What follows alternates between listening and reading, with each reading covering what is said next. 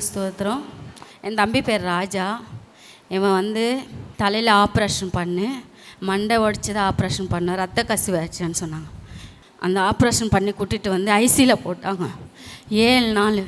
போன மாதம் வந்து இந்த இடத்துல வந்து என் தம்பிக்கானால் உட்காரவே முடியாது, எந்திரிக்க முடியாது, 1 பாத்ரூம் போகிறது கூட அவனால் தெரியாது.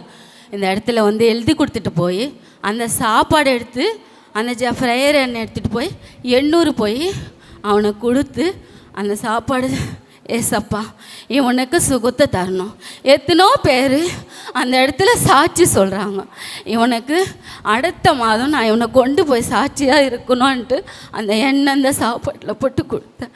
மறுநாள் என் தம்பி உக்காந்து எந்திரிச்சிட்டான், சாப்பிட்டான்.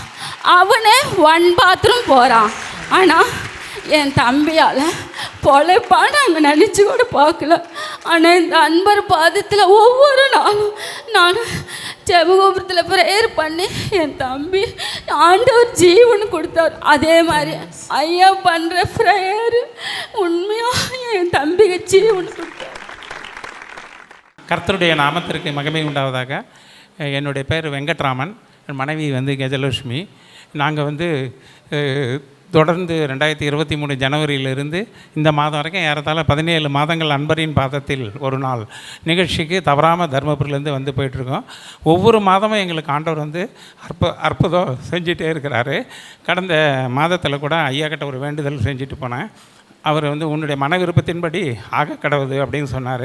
எனக்கு பக்கத்து நிலம் 1.5 ஏக்கர் அது சேல்ஸ், அது ஐயா அது மாதிரி அப்படின்னு சொன்னேன். உங்கள் மன விருப்பத்தின்படி ஆக கடவுதுன்னு சொன்னால் அதன்படியே ஆண்டவர் கிருபை பாராட்டி கொஞ்சம் பணம் லோன் போட்டு அந்த நிலம் வாங்க கிருபை பாராட்டினார். அதற்காக கர்த்தருக்கு நன்றி தெரிவிச்சுக்கிறேன்.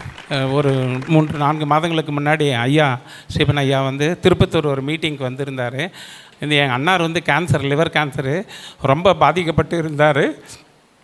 அவரை கூட்டு வந்து ஐயா ஜெபம் பண்ணார். ஆனால் அந்த கேன்சர்லேருந்து அவருக்கு விடுதலை கொடுத்துருக்கிறாரு. அதுக்காக கர்த்தருக்கு நன்றி தெரிவிச்சுக்கிறேன். இன்னும் நிறைய சொல்லலாம் என்னோடய வாழ்க்கையில். அதே போல் என் நண்பருக்கு ஒரு பண உதவி செஞ்சேன். அவர் கொடுக்க முடியாதவங்கனால என்ன பண்ணிக்கோ அப்படின்னு சொல்லி சொன்னார். பணமே வாங்க முடியாமன்ற நிலைமை இருந்தது. ஐயா சென்ற மாதம் மீட்டிங்கில் கூட பணம் உங்களை தேடி வருவோம் போங்க அப்படின்னு சொன்னார். அதன்படியே அவரே கொண்டு வந்து பணத்தை நேரடியாக கொடுத்தாரு. எவ்வளோ பெரிய காரியம் பாருங்கள்.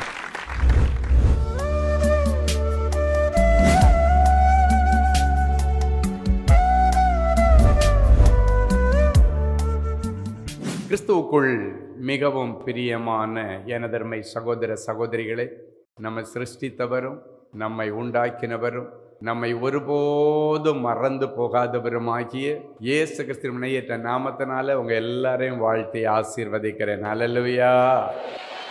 எல்லாரும் சந்தோஷமா இருக்கீங்களா? இப்பொழுதும் இந்த நாள் மங்கள வார்த்தை உபாகமத்தின் புஸ்தகம் 11ஆம் அதிகாரம் 12வது வசனம் இப்படியாய் சொல்லுகிறது. எடுத்து வாசிப்போமா? அது உன் தேவனாகிய கர்த்தர் விசாரிக்கிற தேசம், வருஷத்தின் துவக்கம் முதல் வருஷத்தின் முடிவு மட்டும் எப்பொழுதும் உன் தேவனாகிய கர்த்தரின் கண்கள் அதன் மேல் வைக்கப்பட்டிருக்கும். ஆமேன். ஆண்டவருடைய விசாரிப்பு எப்படி இருக்குன்னு தெரியுமா? இந்த காதில் வாங்கி இந்த காதில் விட மாட்டார். ஆண்டவர் விசாரிச்சிட்டாருன்னா அவங்க பிரச்சனை என்னன்னு தெரிஞ்சு இமீடியட்டாக இறங்கினு அற்புதம் செய்வார். அதுதான் ஆண்டவர் விசாரிக்கிற காலம். ஆண்டவர் சொல்கிறாரு, மகனே உனக்கு என்ன பிரச்சனை, மகளே உனக்கு என்ன பிரச்சனை, ஒவ்வொருவரையும் தனித்தனியாக விசாரிக்கிறார்.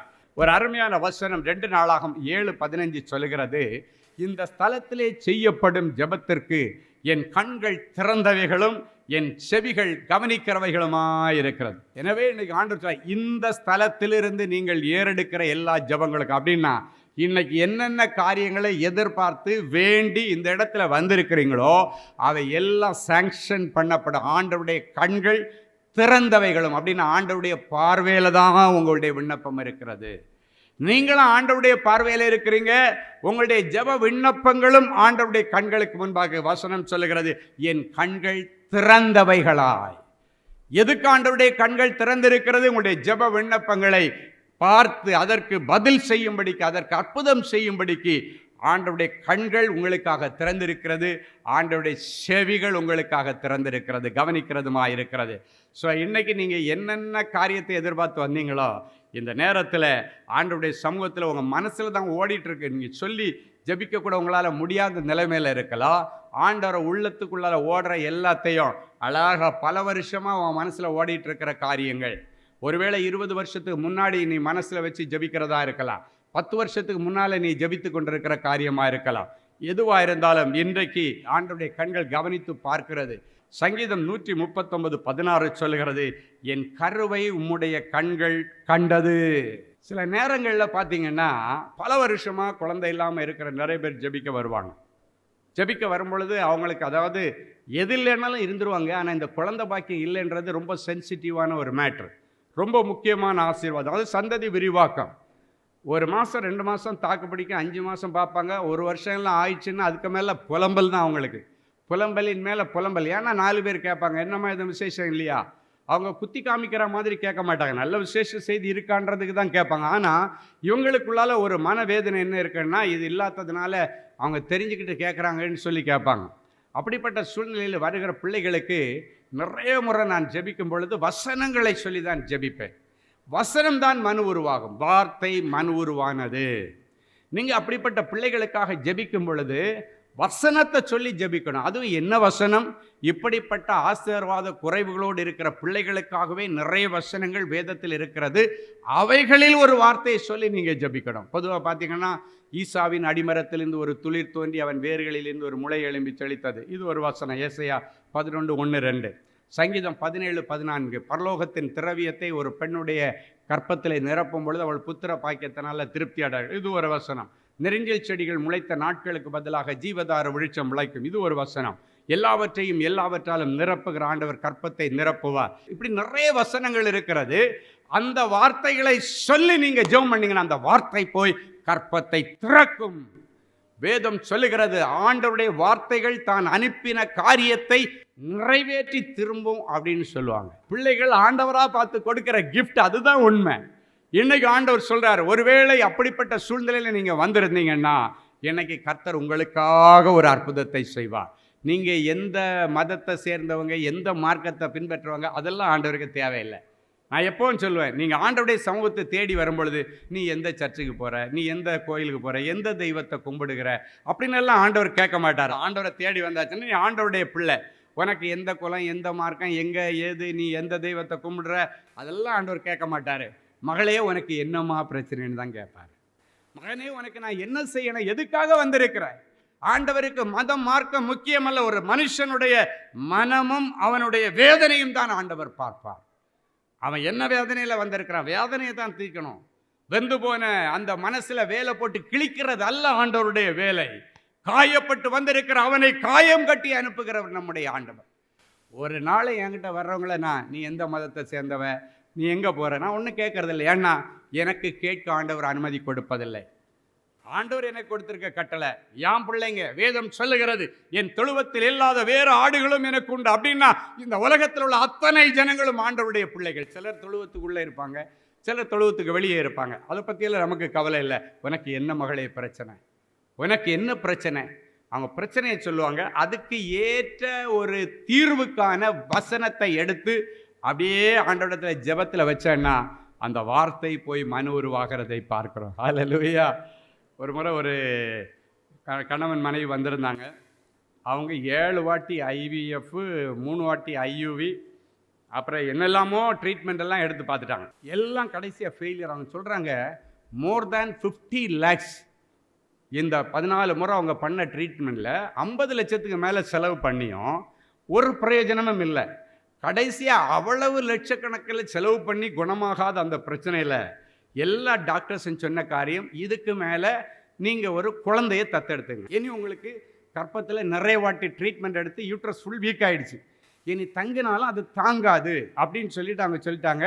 இதுக்கு மேலே நீங்கள் ஒரு குழந்தையை தத்தெடுத்துங்க, இதுக்கு மேலே உங்களுக்கு 100% சான்ஸே இல்லை அப்படின்றத ஒரு சூழ்நிலையில் வந்துட்டாங்க. அப்போ அந்த கணவன் மனைவி வந்து என்கிட்ட சொல்கிறாங்க, ஐயா இது மாதிரி டாக்டர்ஸ் கைவிட்டாங்க, அதனால் தத்தெடுக்கிறதுக்கு சொல்லிட்டாங்க. நீங்கள் ஊழியத்தில் இருக்கிறீங்க, உங்களுக்கு நிறைய ஹோம் தெரியும், சின்ன பிள்ளைங்க, அனாதை பிள்ளைங்க இருக்கிற நிறைய ஹோம் தெரியும். ஏதாவது ஒரு ஹோமில் சொல்லி எங்களுக்கு ஒரு குழந்தைய தத்தெடுத்து கொடுங்க, அந்த ஹோமுக்கு நல்ல ஒரு டொனேஷன் கொடுக்குறோம் அப்படின்னு என்கிட்ட வர்றாங்க. நான் சொன்னேன், நான் குழந்தைய விற்கிற வியாபாரி அல்ல, குழந்தை இல்லாத பிள்ளைகளுக்காக கர்த்தரிடத்தில் கதறி ஆண்டவருடைய மங்கள வார்த்தையை கொடுத்து அவர்கள் கற்பத்திலேயே பிள்ளை உதிக்கும்படிக்கு ஜபிக்கிற தேவ மனுஷன். எனவே நீங்கள் அந்த மனநிலையோடு வந்திருந்தீங்கன்னா அதை தூக்கி போட்டுருங்க. இல்லையா எல்லா டாக்டரும் முடியாதுன்னு சொல்லிட்டாங்க. நான் கேட்டேன், ஆண்டவர் முடியாதுன்னு சொன்னாரா? அப்படியே அழுதுட்டாங்க. எல்லா டாக்டரும் முடியாதுன்னு சொல்லிட்டாங்க. ஆண்டவர் ஒன்றை பார்த்து சொன்னாரா, மகளே உனக்கு குழந்தை தரமாட்டேன்னு சொன்னாரா? மகனே உங்ககிட்ட ஆண்டவர் சொன்னாரா? இல்லை, ஆண்டவர் ஒன்றும் சொல்லலை. அப்போ தான் ஆண்டவர் சொன்னார், பலன் உள்ளவங்களுக்குனாலும் பலனே இல்லாதவங்களுக்குனாலும், வீக் யூட்ரஸ் வச்சுருந்தவருக்குனாலும் சரி, வீக்கான மனுஷனாக இருந்தாலும் சரி, அவர்களுக்கு உதவி செய்வது ஆண்டவருக்கு லேசான காரியம். ஆண்டவருக்கு அது லேசான. நீ விசுவாசித்தால் தேவனுடைய மகிமையை காண்பாய். சரி, நம்ம ஜெபம் பண்ணுவோம், முட்டி போடுங்க அப்படின்னு சொல்லிட்டு ஜெபம் பண்ணும் பொழுது ஆண்டவர் ஒரு மங்கள வார்த்தையை கொடுத்தார். என்னென்னா, தேவனுடைய நாமம் மகிமைப்படும்படி உனக்கு ஒரு ஷெக்கினாவை கொடுப்பேன். தேவனுடைய நாமம் மகிமைப்படும், பேரையே கொடுத்துட்டார். தேவனுடைய நாமம் மகிமைப்படும்படி உனக்கு ஒரு ஷெக்கினாவை கொடுப்பேன். அந்த ஷெக்கினா சாதாரண பிள்ளை அல்ல, பரலோகத்தின் திரவியம். பரலோகத்தின் திரவியத்தை உன் கற்பத்திலே ஆண்டவர் நிரப்புகிறார். நீ புத்திர பாக்கியத்தினால திருப்தி அடைந்து பிறக்க போகிற பிள்ளைக்காக சேமிப்பாய். சங்கீதம் 17:14 இந்த வார்த்தை ஆண்டவர் கொடுக்கிறாரு. இதை நம்பிப்போ. போகும்போதே ஆண்டவர் பொம்பளை பிள்ளைன்னு உனக்கு பேரே கொடுத்துட்டாரு. போகிற வழியில் ஒரு நல்ல அழகான குழந்தைக்குள்ள, ஒரு பொம்பளை பிள்ளைக்குள்ள ஒரு ஃப்ராக், ஒரு நல்ல உடுப்பு ஒன்று வாங்கி விசுவாசத்தில் எடுத்துகிட்டு போ. அதை வச்சு உன் ஜபாரையில் ஜபம் பண்ணு. அந்த ட்ரெஸ்ஸை போட்டுட்டு வந்து நீ இந்த இடத்துல சாட்சி சொல்ல கர்த்தர் உதவி செய்வார். அவள் போனாள். அதே மாதத்தில் அவள் கருத்தரித்தாள். டாக்டர் இடத்துல போகும்போது இது எப்படி ஆயிற்று, எங்கள் லைஃப்பில் எங்கள் ஹிஸ்ட்ரியிலே எப்படி நடந்ததில்லை. ஹிஸ்ட்ரிக்கெல்லாம் அப்பாற்பட்டது ஆண்டவருடைய வார்த்தைகள். ஹிஸ்ட்ரிக்கெல்லாம் அப்பாற்பட்டது ஆண்டவருடைய அதிசயங்கள். அல்லேலூயா. அவங்க கேட்டாங்க, எப்படிமா இதாச்சு? சொன்னாங்க, ஒரு தேவ மனுஷன் இந்த சென்னை பட்டணத்தில் இருக்கிறார். அவர் ஜனங்களுக்காக, எப்படிப்பட்ட ஜனங்களுக்காக கதறி ஆண்டவரிடத்திலிருந்து இரக்கம் வாங்கி கொடுக்குற ஒரு சகோதரர். அங்கே நாங்கள் தத்தெடுக்க தான் கிடைக்குமா, வழி கிடைக்குமான்னு போனோம். ஆண்டவர் இல்லை, அவன் கற்பத்திலிருந்து ஒரு குழந்தை உருவாகன்னு சொன்னார். அதே மாதத்தில் நான் கன்சீவ் ஆகி அந்த பிள்ளை எடுத்துகிட்டு வந்தாங்க. எனக்கு இன்றைக்கி அந்த ஃப்ராக் ஞாபகம் இருக்குது. அழகாக ஒரு குட்டி ஒயிட் கலர் அந்த ஃப்ராகில் சென்டரில் ரெட் கலரில் ஒரு ரோஜாப்பூ அழகாக வச்சு அவங்க எடுத்துகிட்டு போனாங்க. அதை வச்சு இதில் என்ன விசேஷம்னா, அன்னையிலிருந்து அவங்க விசுவாசத்தை செயல்படுத்தினார்கள். டெய்லி அந்த சகோதரன் வயத்தில் கையை வச்சுட்டு ஆண்டவர்கிட்ட சொல்லுவார், ஆண்டவரே ஷெக்கினாவை என் மனைவியுடைய கற்பத்தில் வைத்த தேவனுக்கு நன்றி. திடீர்னு குழந்தை கன்சீவ் ஆகவே இல்லை. அவங்க சொல்லும் பொழுது எனக்கு ரொம்ப அந்த ஆச்சரியமாக இருந்த சாட்சி. மனைவியுடைய அந்த வயிற்று பக்கத்தில் காதை கொண்டு வச்சுட்டு, ஆண்டவரே ஷெக்கினாவுடைய ஹார்ட் பீட் உள்ள அடிக்கிறது என்னுடைய விசுவாச செவிகளிலே கேட்கிறேன் அப்படின்னு சொல்லி ஸ்தோத்திரம் பண்ணுவானாம். திடீர்னு அப்படி விளையாட்டு போக்கில் தான். ஏன்னா அவங்களுக்கு பிசிஓடி பிரச்சனை, நிறைய பிரச்சனை, சரியான அந்த வழிபாடுகள் எல்லாம் சரியாக வராது. அதனால் எப்போ நின்றுச்சு எப்போ போச்சு ஒன்றுமே தெரியாது. திடீர்னு விசுவாசத்தில் ஒரு நாள் அதே போல் குழந்தை இல்லாத, கன்சீவ் ஆனதே தெரியாது, ஏதோ விசுவாசத்தில் நான் பண்ணுறேன்னு சொல்லி காதை வச்சு கேட்கும்போது படக் படக் படக் படக் படக்னு அந்த ஹார்ட் பீட் அடிக்குது. சொல்கிறாராம், எப்பா உண்மையிலே சத்தம் கேட்குதுப்பா, ஹார்ட் பீட் கேட்குதுப்பா. அட போங்கப்பா. இல்லைப்பா உண்மையிலே கேட்குது. டாக்டர்கிட்ட போனால் அவங்க சொன்னாங்கண்ணா, கன்சீவ் ஆகி 45 நாள் ஆச்சுமா. அல்லேலூயா. என் அன்பு தேவனுடைய பிள்ளை, 45 நாட்கள் உடைய விசுவாசத்தினுடைய அந்த ஆக்டிவேஷன் ஆஃப் ஃபெய்த், அது ரொம்ப முக்கியம். ஒரு அற்புதத்திற்கு ரொம்ப முக்கியமானது ஃபெய்த்.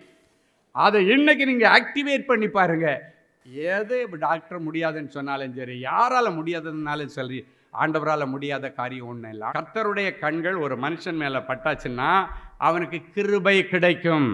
எடுத்து வாசிங்க. சங்கீதம் 33:18-19 சொல்லுகிறது, தமக்கு பயந்து தமது கிருபைக்கு காத்திருக்கிறவர்களின் ஆத்துமாக்களை மரணத்திற்கு விலக்கி விடுவிக்கவும், பஞ்சத்தில் அவர்களை உயிரோடே காக்கவும் கர்த்தருடைய கண் அவர்கள் மேல் நோக்கமாயிருக்கிறது. கிருபை எதுக்கு அப்படின்னு பார்த்தீங்கன்னா, தகுதி இல்லாதவர்களுக்கு ஒரு ஆசீர்வாதத்தை பெற்றுக் கொடுப்பதற்கு ஆண்டவர் வைத்திருக்கிற ஒரு விசேஷித்த ஆசீர்வாதம் கிருபை. தகுதி இல்லாதவர்களுக்கு ஆண்டவர் கொடுக்கிற ஈவு கிருபை. இன்னைக்கு ஆண்டவர் சொல்கிறாரு, கிருபையை பேஸ் பண்ணி, உனக்கு தகுதி இல்லைன்னாலும் ஆண்டவர் கிருபையை பேஸ் பண்ணி உங்களுக்கு ஒரு அற்புதத்தை செய்ய போகிறார். அல்லேலூயா. உங்களுக்கு நல்ல சுகம் கிடைக்கும், ஆரோக்கியம் கிடைக்கும், வியாதியிலிருந்து விடுதலை கிடைக்கும். மத்தேயு 14:14 இப்படியாய் சொல்லுகிறது, இயேசு திரளான ஜனங்களை கண்டு மனதுருகி அவர்களில் வியாதியஸ்தர்களாய் இருக்கவர்களை சொஸ்தமாக்கினார்.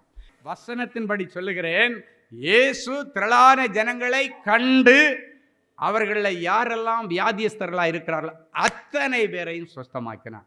இன்னைக்கு இந்த வசனத்தின்படி அந்த லிஸ்ட்டில் நீங்கள் இருக்கிறீங்க. திரளான ஜனங்களாக கூடி இந்த இடத்துல வந்திருக்கிறீங்க.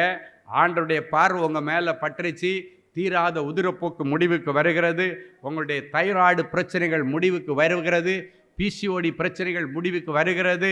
ஃபைப்ராய்டு கட்டியோ, சாக்லேட் கட்டியோ, நீர் கட்டியோ, கேன்சர் கட்டியோ, நான் விசுவாசிக்கிறேன். இன்னைக்கு விசுவாசித்தால் தேவ மகிமையை காண்பாய். ஆமேன். பலிபீடத்தில் நின்று ஆண்டவர் பேசிக் கொண்டிருக்கிறார். ஆண்டவர் சொன்னதை சொன்னபடி செய்கிறவர். ஹல்லேலூயா. என்ன வந்தால் இன்னைக்கு நீங்கள் ஆண்டவரை நம்புங்க. கர்த்தர் பெரிய காரியங்களை செய்வார். அது ஆண்டவருக்கு லேசான காரியம். என் அன்பு தேவனுடைய பிள்ளைகளே, நல்ல தேவ செய்தியை கேட்டீர்கள். அருமையான சாட்சிகளையும் பார்த்தீர்கள். இப்பொழுது நாம் யாவரும் ஜெபிக்கலாமா? பரிசுத்த பிதாவே, உமக்கு நன்றி. இயேசுவின் நாமத்தினாலே என் பிள்ளைகளை நான் மனதார வாழ்த்தி ஆசீர்வதிக்கிறேன்.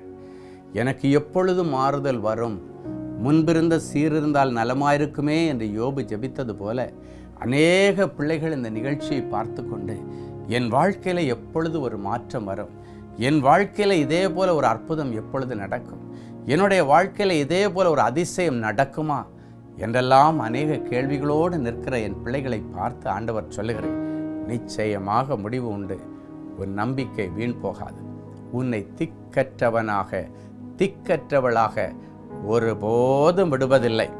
மற்றவர்களை பார்த்து நீ சொல்லியிருக்கலாம், உன் அவர்கள் எள்ளி நகையாடும் போது, உன்னை கேவலமாய் பேசும்போது, எனக்கும் ஒரு காலம் வரும் என்று ஏதோ ஒரு குருட்டு நம்பிக்கையில் நீ சொல்லியிருக்கலாம். இல்லைன்னா ஏதோ ஒரு பேச்சுவாக்கில் சொல்லியிருக்கலாம். அது சாதாரண பேச்சுவாக்கில் வந்ததல்ல, குருட்டு நம்பிக்கையில் வந்ததல்ல. ஆண்டவர் தான் அந்த வார்த்தையை சொல்ல வைத்தார். எனக்கும் ஒரு காலம் வரும் என்று சொன்னாயே, உன் காலம் வந்துவிட்டது என்று ஆண்டவர் சொல்லுகிறார். இது உனக்கு அனுக்கிரகத்தின் நாள், இதுவே உனக்கு இரட்சணிய நாள், இதுவே உனக்கு அற்புதத்தின் நாள். இயேசுவின் நாமத்தினாலே இன்றைக்கு என் பிள்ளைகள் விரும்பின காரியத்திலே இன்றைக்கே ஒரு அற்புதம் நடப்பதாக. இந்த நிமிஷத்தில் என் பிள்ளைகளுக்கு நடக்கட்டும். 2000 வருஷங்களுக்கு முன்பாக நன்மை செய்கிறவராய் சுற்றி தெரிந்த என் ஆண்டவர் என் பிள்ளைங்களுக்கு இன்னைக்கு நல்லது செய்யப்பா. என் பிள்ளைகள் இன்னைக்கு வரைக்கும் அனுபவித்த கொடுமைகளுக்கும் அவமானங்களுக்கும் இன்றைக்கு முடிவு வரட்டும். கனம் பொருந்தின பாத்திரமாய் என் பிள்ளைகளை மாற்றும். சினைமையால் சொன்னால், என்னை கர்த்தர் கனம் பொருந்தின பாத்திரமாய் வைத்திருக்கிறார். அதே போல இவர்களையும் கனம் பொருந்தின பாத்திரமாக கௌரவத்தோடு என் பிள்ளைகளை வாழ வைங்கப்பா. எங்கேயும் போய் என் பிள்ளைகள் பிச்சை எடுக்க நீர் அனுமதிக்க கூடாது. என் பிள்ளைகள் நல்லா வாழ்ந்து சுவிச்சிட்டு நிறைய பேருக்கு அள்ளி கொடுக்கக்கூடிய செல்வ சீமான்களாக, சீமாட்டிகளாக ஆசீர்வதிக்கிறேன். இன்றைக்கே அவைகள் நிறைவேறட்டும். எல்லா கடன் பிரச்சனைகள் மாறட்டும், வியாதிகள் மாறட்டும். மரண பயத்திலிருந்து என் பிள்ளைகளை விடுதலையாக்கி சமாதானத்திலே என் பிள்ளைகளை நிலைநிறுத்துவீராக. தொடர்ந்து உம்முடைய நாமம் ஒன்றே மகிமைப்படட்டும். இயேசுவின் மூலம் பிதாவே, ஆமென். ஜெனசிஸ் கிரியேஷன்ஸ் மீடியா அகாடமியில் 3 மாதங்களில் தொழிற்கல்வி சான்றிதழோடு video editing, videography, photography, drone piloting, studio recording, Photoshop, live streaming, live video mixing and live sound mixing ஆகிய தொழிற்கல்விகள் பயிற்றுவிக்கப்படுகிறது. இம்மாதம் 30ஆம் தேதி நெக்ஸ்ட் பேட்சை துவங்க திட்டமிட்டுள்ளோம். குறைந்த இடங்கள் மட்டுமே உள்ளன. புது தொழில் நுணுக்கங்களுடன் குறைவான கட்டணத்தில் நிறைவான தொழிற்கல்வி பெற்றுக்கொள்ள உங்கள் எதிர்கால கனவை நினைவாக்க எங்களது ஜெனசிஸ் கிரியேஷன்ஸை இன்றே தொடர்பு கொள்ளுங்கள்.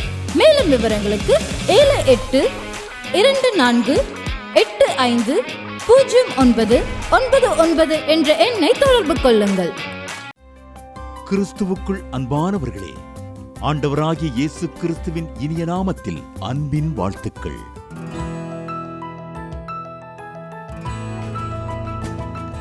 எங்களுடைய மார்வெல் திருமண தகவல் மையத்தை ஆன்லைன் சேவை மூலம் உங்களுக்கு அறிமுகப்படுத்துவதில் நாங்கள் மிகுந்த மகிழ்ச்சி அடைகிறோம். எங்களது மார்வெல் திருமண மையம் கிறிஸ்தவ குடும்பத்தில் திருமணத்திற்கு ஆயத்தமாயிருப்பவர்கள் தங்களுக்கு ஏற்ற வாழ்க்கை துணையை தேர்ந்தெடுக்க சிறந்த திருமண சேவை மையமாக இருக்கிறது.